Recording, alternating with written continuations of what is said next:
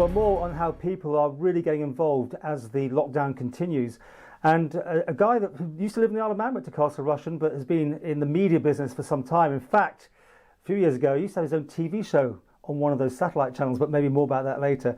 But Chris Kenna is now joining us from down south. Chris, you're working on a campaign for the UK government.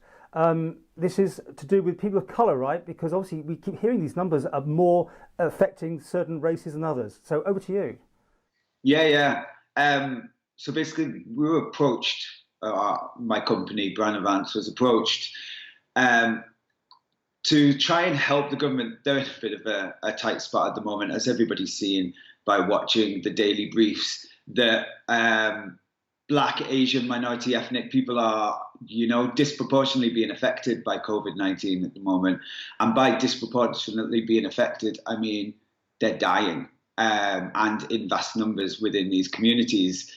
So we were approached to sort of help tackle that, to try and aim the government's advancement of their Stay Home, Save Lives campaign, so that it actually, has reach within these communities, especially with 18 to 24-year-old young males, skewing on South Asian males, because for some reason they're the biggest demographic that the police can't get to, or the government, should I say, can't get to stay at home. So your campaign, is it online? Is it everything? Is it it's everything. You'll see it everywhere. It's a skew on the Stay Home, Save Lives. We've tried to make that. We sort of looked at what the government's campaign that's running at the moment and thought, what's going to make an 18 to 24-year-old actually take notice? And that's Stay Home, Save Lives. Whose life am I saving? It's not me. It's not personal. And especially to the BAME community, without being offensive, it's only got one image, and it's a white girl that's on all the imagery across the whole UK wearing a visor. So Black, Asian, mixed ethnicity, they're sort of looking at it saying, well, that's not for me. And it doesn't have any clear messaging. I mean, it's got things like socially distancing. We're speaking on webcam right now, so we're socially connecting right now. It's physical distancing, socially connecting. I need to stay 2 meters away from you, but I can still connect with you. So that's what we've done with the campaign. So we've done it in 2 parts. One is to try and reach out to Black, Asian, minority, ethnic lads that are 18 to 24, the biggest demographic that we think they become asymptomatic.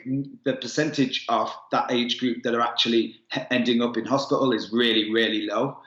But the percentage of their older generation is high in hospital. So, there might be some correlation of they're going out and then coming back with the virus and then passing it on to family members. So the campaign for them is a skew on the Stay Home, Save Lives, and it's I stay home to save, and then cultural words for different members of your family, like Didi and Pa and Papa and Ma, Mumsy, stuff like that. So when's this going to be breaking? This coming week or so? Yeah. So it literally goes live. That part goes live on Wednesday, and then we've got a Ramadan campaign goes live on Thursday for the month of Ramadan, and that one is the tagline I just told you: physically distancing, socially connecting.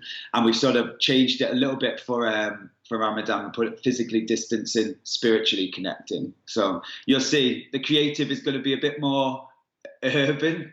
Yeah, I think that's a word.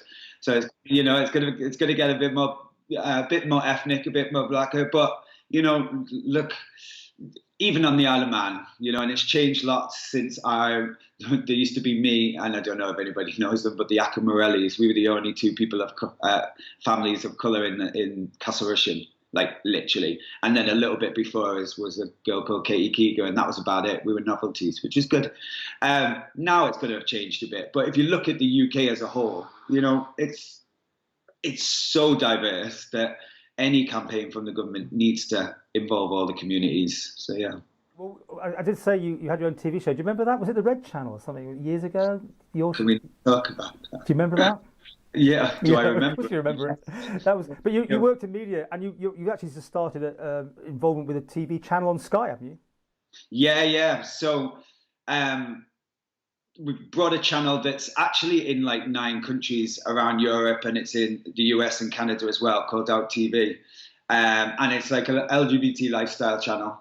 And I think times are changing now. What entertainment, we've got Drag Race and stuff that's on mainstream channels now and stuff. So it just felt the right time I'm just a big one for diversity. The world is full of race, religion, sexual orientation, and it doesn't really matter. And it's, as long as it's good content on TV and engaging, then I just thought it was the right time for us to help bring a lifestyle channel to the UK. So it's the first one of its type. Are you bringing your chat show back? Never. No. No? No. It was like I said, it's like a ball and chain around my neck, that chat show. I know it was bad, but I was young. And look, it made me into a CEO. So, no, honestly, congratulations. Anyone that you pushed the boundaries, and also your media must be so tricky to make it, and we take our hat off to you on that one. And obviously, good luck with this campaign, and we'll see it rolling out, as you say, this week. Yes, no, definitely. Thanks for having me on back to the homeland. I need to, when they get the TT back on, I'm going to come to the next TT. So I'll say hello to anybody that remembers me.